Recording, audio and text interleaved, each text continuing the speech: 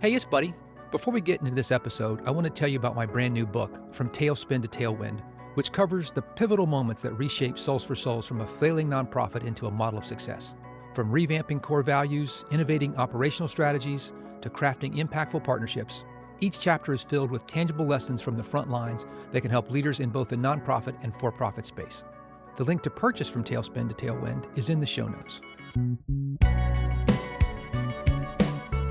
I'm a big believer that you just have to build on success, one success at a time. And I think that internal morale was really low. But as we started to turn the ship and as we started to get these wins under our belt, you could feel the energy inside the organization where people started to really believe and started to walk tall. And of course, that's very contagious because success breeds success. And so it was really a spiral up. That was the voice of Michelle Poole, former president of Crocs and a seasoned global executive with more than 30 years of experience in the footwear and apparel industry. In this episode, Michelle reflects on her decision to step down from her role at Crocs after a decade of transformative leadership, and how she navigated the transition from a high-powered career to a more intentional, slower-paced life. She also shares insights on the importance of thoughtful succession planning, the value of celebrating small wins, and how she's rediscovering herself beyond her professional identity. My name is Buddy Teaster, President and CEO of Souls for Souls, and you're listening to the Repurpose Podcast, featuring candid conversations with business leaders who share the ups and downs, the wins and challenges they face along the way, and how they learn to overcome them. These are the real stories of going from tailspin to tailwind.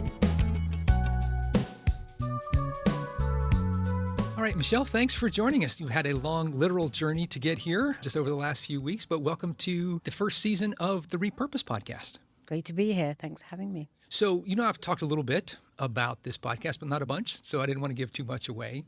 But the idea is to talk about the ups and downs, the challenges, the things that happen every day. And this first season is really focused on Tailspin to Tailwind, which is the book I'm working on. So next season might be something different. But the idea is, and I'm sure this has been true for you, a lot of times people want to talk to you and they want facts, methodologies, predictions. I want to talk to you about Michelle. And some of that will be business, but I also don't want to stay there because I think you're way more interesting than just the sum of your career moves. So maybe just a little introduction so we can have some context about where you're from and what you have done, so then we can go from there. Well, I am 56, about to turn 57. I was born in England and spent the first 30 years of my life in England. One of 5 kids, an identical twin. I have an identical twin sister. And then in the year 2000, I moved to the US. And so I've spent the last almost 25 years in the US. So I've got passports for both countries. I still consider myself English with an American passport. But, coming up for half my life, I've spent in the US now. So I think of myself as kind of a global citizen. I've spent the last 32 years working in roles that have really taken me all over the world. So I've had the immense privilege of traveling the world with a number of different companies. And as of halfway through last year, I stepped down from Crocs, the company I worked for 10 years, and no longer have an executive role. And I'm sort of shifting gears and exploring life at a different pace. And really taking the time to step back and figure out kind of what's next. We're going to come back to that. I have lots of questions. But you mentioned this sort of almost half your life pretty equally now in Europe, in the UK, and here. What's that like? You have a son who was born here, I think? Yes, I have a 15-year-old son, Jack, who's very American, and my husband's American. It's interesting, the longer you spend away from your homeland, when I go back now, I feel more of a tourist. I observe the sort of quirks of the English with curiosity, and, with distance, you get to notice the good and the bad of the country you grew up in. Whereas when you're raised somewhere, you don't really question it. You just sort of take it as it goes. It's interesting. I love living in America, but I don't necessarily feel like an American, but I also don't fit in England anymore. So I'm, again, I'm not without totally a country? sure. Yes, it's sort of. Yeah. Do you think about going back now that you're at this point in your life? And I don't know what the rest of your family situation is. I love to visit, but I really don't ever see myself back in England. I think I've been spoiled living in America. Today I live in Boulder, Colorado. And that is spoiled. those 300 days of sunshine a year are kind of hard to beat. And England does not get 300 days of sunshine a year. And for that alone, I might really struggle amongst other things. So unlikely. Though, there's other parts of Europe that, when I visit, I think, oh, they've got this right. Some, Spanish islands like Mallorca and Ibiza, the slow life and the, where people live really beautiful lives in nature. But we'll see. We'll see. So I do want to go back to your decision middle of last year to leave at the top. Yeah. Like, I mean, there are lots of reasons and times to leave, and you don't always get to pick them, and you picked one. Yes. So, like, how did you get to that point? How did you communicate it? How did you plan for it so that when it happened, it's what you wanted instead of, like, happened to you? Yeah, it's a great question. I feel incredibly fortunate that it went as well as it could have done. It could not have gone better, based, I think, on me really thinking things through and being very planful. And frankly, the leadership team at Crocs, the CEO and the board, just being so incredibly supportive on their side as well. So, I got to go out, as you say, on top. I got to say all my goodbyes across the world. I had given the company a long notice period, and it was a decision made kind of very thoughtfully and not, sometimes people leave in anger and in haste, and and that wasn't the case at all. I think for me, it was really about just thinking where I was in my life. I was just about to complete 10 years at Crocs, which is actually twice as long as I've spent in any company. Really? In my career. I've worked for brands my whole career, and the most I had spent at a brand was 5 years. So 10 years was a long time. And I had done a lot of things at Crocs. I felt the brand was in a great place, and perhaps even more importantly, the leadership team that was in place were phenomenal. There was an identified successor for me. So it felt like I could leave Crocs in a really good place, and that the momentum and the success would continue, because there would be nothing worse than stepping down and feeling like everything you had worked on didn't, continue. But I really felt comfortable in the succession. And I think for myself personally, I've noticed this over my career.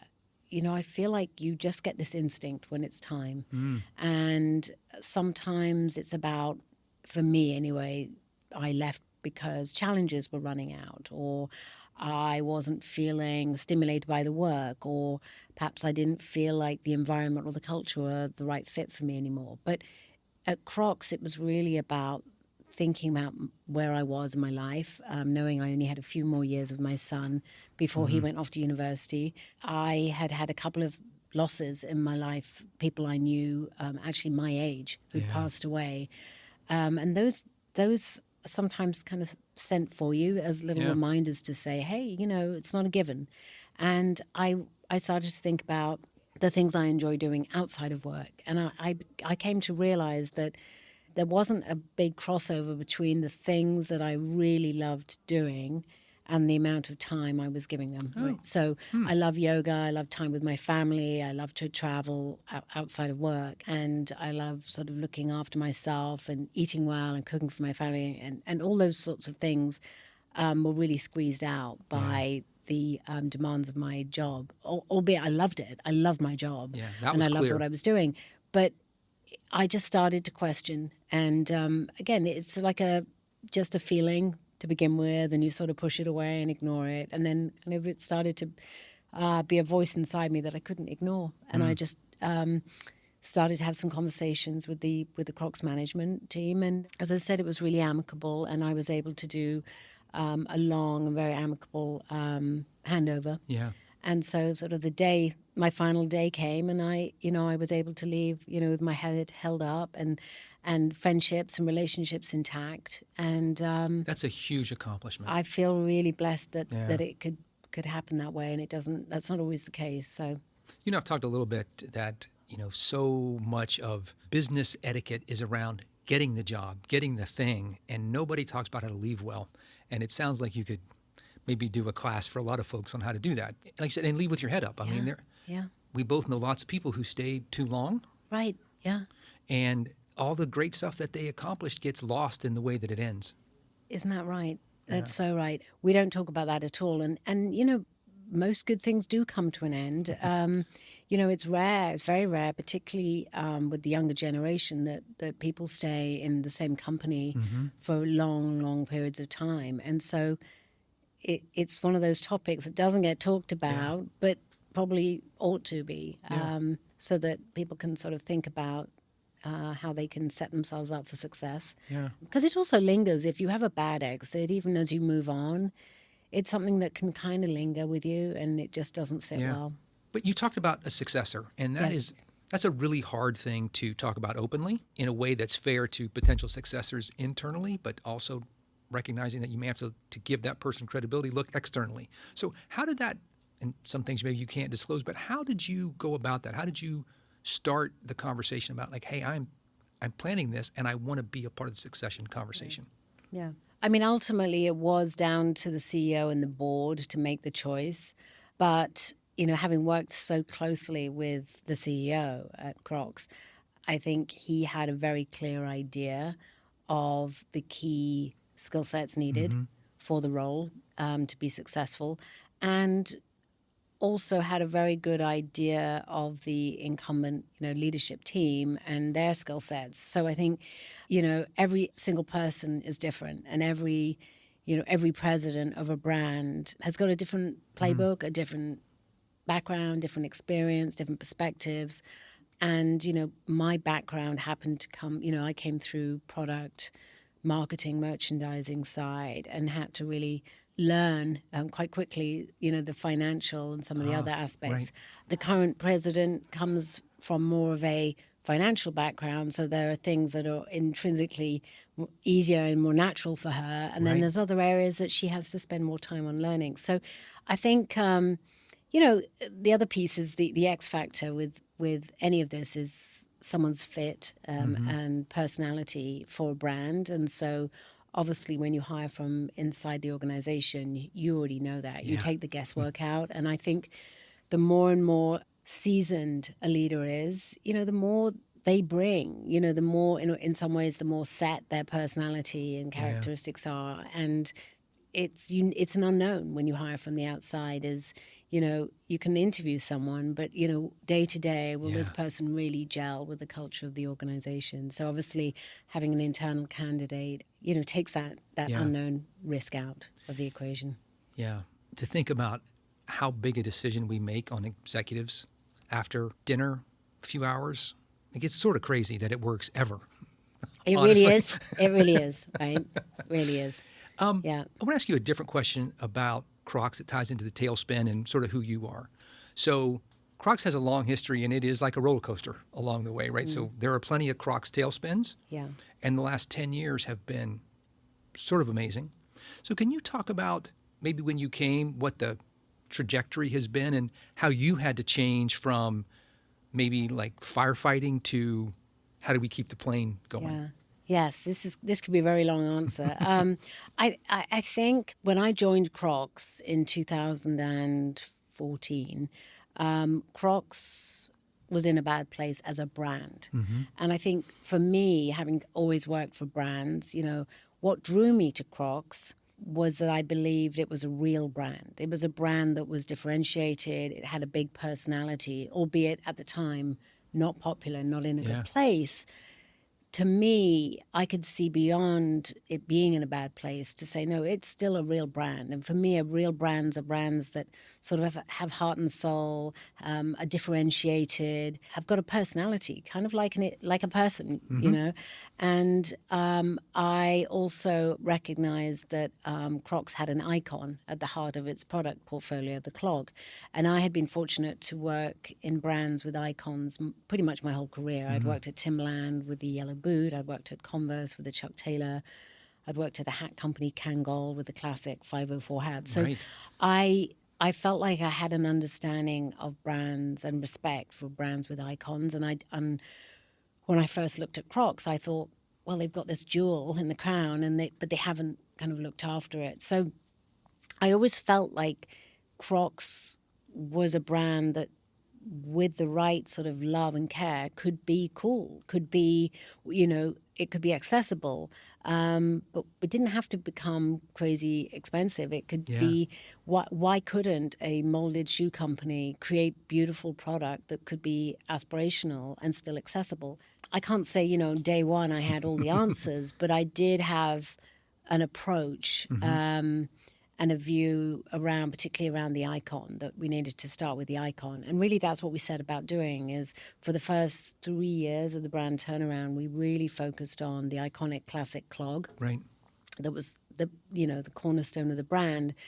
And put a lot of focus on that, telling the story, talking to consumers about, the versatility of the product, getting the product on a lot of different types of people, celebrities, influencers, etc., and getting people to really rethink the clog and move it from being kind of a bit of a joke and a sort of shoe for weirdos, a kind of ugly shoe, to really looking at it in a fresh way and saying, oh wow, this is a cool silhouette. Yeah. And I think over the years that's really what we did. And still today, I just came back from Southeast Asia, and I couldn't believe how much Crocs I saw on consumers, downtown Bangkok. Really? Young, cool consumers wearing clogs and all styling them in different ways with different gibbets, different accessories on them. So, it was rewarding to see, as recently as just last week, how iconic the clog has become and how well established it is now in young people's closets. So what did you have to do as a leader and then communicate to other people in that change from it's not cool, it's ugly, like whatever the dip was, to get them to believe that the things you just said were possible? I think when I joined Crocs, I was fresh from Sperry Topsider, where I'd been there for 5 years, and there was a real success story. We took the business from, I think the women's business was, if I recall rightly, about $40 million. And when I left, it was 300 and something, I forget. But it was a huge growth. And that was all around icon. So I was able to talk to the team about, I was sort of showing them some proven playbooks, if you like. And, it can be done. And I think there was definitely some skepticism, but I'm someone who really celebrates the win. So with every small win, I would sort of shout it from the hilltops, and every town hall, I would circulate all the great, any press we had, any coverage. And I think I'm a big believer that you just have to build on successes, one success at a time. And I think that internal morale was really low, but as we started to turn the ship and as we started to get these wins under our belt, and within I think it was 2 years, we had some big name collaborations starting to happen, Christopher Kane and then Balenciaga, and then you could feel the energy inside the organization where people started to really believe. And started to walk tall. And of course, that's very contagious because success breeds success. And so it was really a spiral up. But I think one of the things we had to do early on was focus, and really have a very small number of priorities, and sort of have to tell people, move in broad strokes. I had this conversation at the time with the CEOs, like, you can't, when you're rebuilding and fixing, you can't finesse everything. Things can't be perfect. You've got to move fast, and you've got to make some quick decisions and sort of move in broad strokes. I think later, when the business starts to evolve and mature, that's when you can get more finesse and you can pay more attention to the details. But in those early years, it was like, let's, cut the line down. Let's get some things moving. Right. And it doesn't have to be perfect, but let's get momentum. So you've got energy, experience, you have all this stuff that is who you are. And for the moment, that's turned off. I don't imagine it'll stay that way, but for the moment it is. Yes. So to tie it back to the theme of how do you make sure this doesn't turn into a tailspin? Again, you and I both know people who plan, they get here, and they kind of fall apart. Like they don't know what to do with themselves. Yeah. I think you have more of a plan than that. But what are the things that you are really thinking about as you move into this next chapter? Yeah, that's a great question.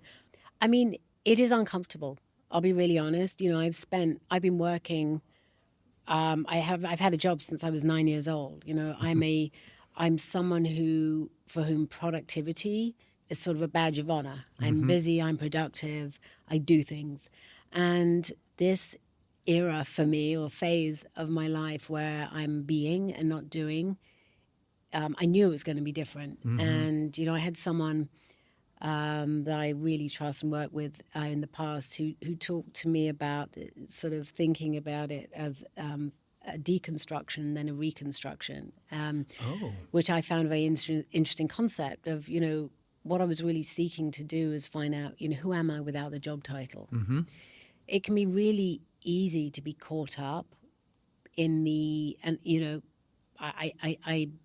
I can say it because I don't think of myself as a huge ego person, but I do understand and know that there is some ego tied up in having a big title, and people treat you a certain way. And I wanted to see, who am I without the title? And I'm still exploring that. So it's an uncomfortable space because I'm used to having lots of plans. Yeah. And here we are, late January, and I haven't got a huge amount of plans for this year. I've got some travel lined up.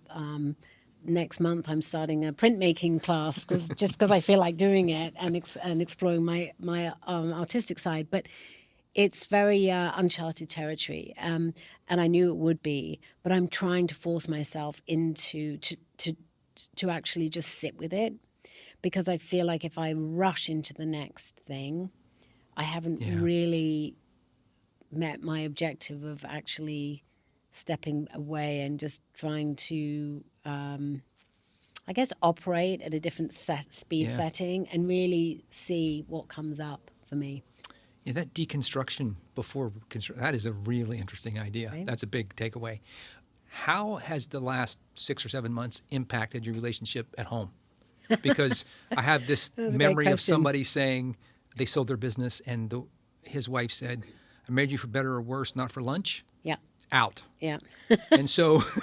So I got asked this as recently, I think someone asked me this yesterday, a good friend of mine. So far, so good. You're right, it can be a big shift. I've been traveling for my whole marriage. My husband's only known me to have jobs where I've traveled. And he has only once in the last 8 months told me I need to go back to work. So I think it's going really well. The ratio's good. I think it's going really, really well. He's also very busy doing all sorts of things. So we actually end up having to schedule time to go for a hike, and I'll say to him, can you please keep Wednesday free? Because he's busy doing things. So, it's been great. Even, just being able to drive my son to school, to run him around, to go do what he wants to do before he starts driving himself. For me, that's just been great, just to have the small moments. It's not the big moments, it's the small things, being able to just be home and cook dinner. And, I've got a small little vegetable patch. And so go, last summer picking things from the veggie patch. Small pleasures have been really enjoyable. But yeah, so far, I still have a husband that's talking to me. So that's a win. I'll take that as a win. Like you said, you celebrate the wins. I'll take that's that as one. a win. Yes, yeah. Can you imagine boards, other projects? Like, is there something you think that could get you back in, or you're like, no, the chapter's closed? I don't think it's closed. I'm a very creative person. I like building things and creating things. And I really love people and teams. So I don't think it's out of the question. I think the question is, what will come up? Will there be something that comes up, whether it's full-time or part-time, advising, consulting, or a full executive role that I just can't say no to, that really lights a spark in me, gets my imagination going, my creativity going, and I think, I could do something with that. It's always the potential for me. Is if I see potential in something, or people. Actually, I've been doing some mentoring these last few months, and when I see potential in people and think, I can help them here. It lights up something in me. So I think, I'm in an incredibly fortunate position to be able to choose. Yeah. And I'm sort of staying open, seeing what comes up. Let's talk a little bit about Souls for Souls. Yes. You and I have known each other for a few years through Souls for Souls, and Yes. Crocs Yes. during that time has been an unbelievable donor and partner with literally millions of dollars of product that you've donated to help Ukraine, other disaster relief. But when I first started talking to you, when you were about to announce that you were leaving, you said this was your first not-for-profit board coming on Souls for Souls. Yeah. As someone now who's in this position of thinking about what you want to do next, what would you say to somebody 20 years younger than you? Like, is now the time to do it? Do you think you should have done it sooner? I mean, it's such a complicated thing because you've got so many demands, but there's a lot of richness. So I'm just curious how you think about it. Yeah, it's interesting that I have not found, I would say, the time until now. I'm someone who, if I say I'm going to do something, wants to do it well. And I think for me, between raising my son and, I had aging parents back in England and a full-time job that, had me traveling, it didn't feel possible that I could give time to it. That being said, along the way, at one point I was working for Timberland for 5 years in 2010. And we did a lot of community service there. We were working with Habitat for Humanity. I did some amazing projects all over the country, including going to New Orleans after Katrina and doing cleanup there. So I was able to do some community work in that role that I found really, really fulfilling. So what I would say to someone maybe 20 years younger than me, is if it's something that calls you, there are all sorts of ways to provide service in your community, to give back. And it might look like a board role, but it might look like volunteering locally. A lot of companies will give paid employee time, right, for service. Yeah. So, there are things right on your doorstep. And they don't have to be huge. But I think every hour, every day that I've ever spent doing some kind of community service has been some of the richest time that I've spent in my life. So I highly encourage it. Good. Anyone listening? It is, there are so many demands. It's one more thing to add to the list. So I think I like how you framed it to be thoughtful about it. It doesn't have to, it's not binary, board or nothing. There are lots of ways to make that happen. Yeah, absolutely. Yeah. So, all right, I'm going to close with the last question. Often that question is framed as, what would you like to tell your 25-year-old self? I'm not going to ask you that. Okay, good. Although I'm sure it would be interesting. What do you, when you're 20 years from now, what do you want to remember about this moment? So that when you're achy or cranky or whatever it is, when you're 76 or 77, what do you remember about right now?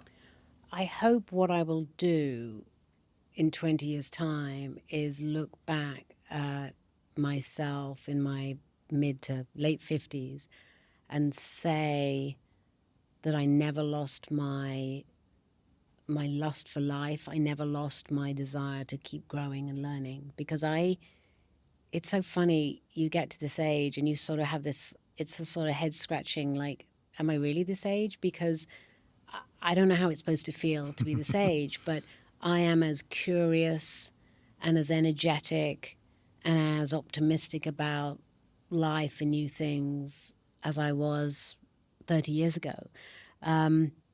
So I don't feel by sort of, I'm going to use parenthesis here because you can't see me, but, by retiring this point that I've somehow just shut my life down. And so I hope in 20 years' time, I will be able to say, wow, those last 20 years were really something. Look at all the places you went and the people you met and the community you built and look at the life you lived. You don't really want to do it, but that's a mic drop end. So we'll let it go right there. Michelle, thanks so much for being a part of Repurpose Podcast today. That was great to be here. Thank you. Thanks for listening to the Repurpose Podcast with Buddy Teaster. You can learn more about what we do at s4s.org And if you like this content, please share, rate, and review our episodes wherever you get your favorite podcasts.